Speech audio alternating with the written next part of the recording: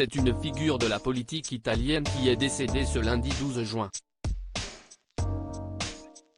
En proie à de nombreux soucis de santé, leucémie chronique, infection pulmonaire, et âgé de 86 ans, Silvio Berlusconi a rendu son dernier souffle à l'hôpital San Raffaele de Milan.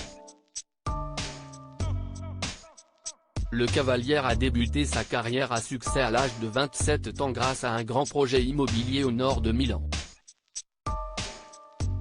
Mais le jeune Italien en voulait plus et a donc décidé de se tourner vers les médias. En 1975, il a fondé la société Fininvest, puis il a créé sa première chaîne de télévision 2 ans plus tard, Canale 5. Sa société est alors devenue une force nationale, important notamment des séries américaines comme Alerte à Malibu qui ont cartonné dans les années 1990 en Italie. Elles ont aussi participé à créer la fortune de Silvio Berlusconi. À sa mort, l'ancien Premier ministre italien possédait une fortune de 7,1 milliards de dollars, environ 6,6 milliards d'euros. Mais Silvio Berlusconi n'a jamais indiqué publiquement qui dirigerait son empire commercial après sa mort. Qui pour reprendre le flambeau après Silvio Berlusconi? L'avenir de sa fortune dépendra probablement de la manière dont Silvio Berlusconi a choisi de répartir ses parts dans la société Fininvest entre ses 5 enfants, issus de 2 mariages.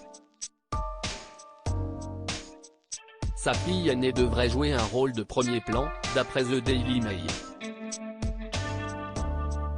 L'aînée, Marina, née en août 1966, et Pierre Silvio, né en avril 1969, ont tous deux été directement impliqués dans la gestion des entreprises de leur père, peu après l'entrée de celui-ci dans la politique au début des années 1990.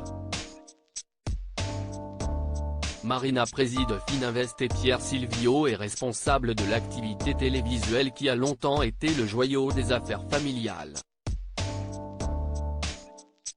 Les enfants que Berlusconi a eus avec sa seconde épouse, Barbara, juillet 1984, Eleonora, mai 1986, et Luigi, septembre 1988, n'ont jamais occupé de poste de direction aussi important dans la gestion des entreprises de leur père.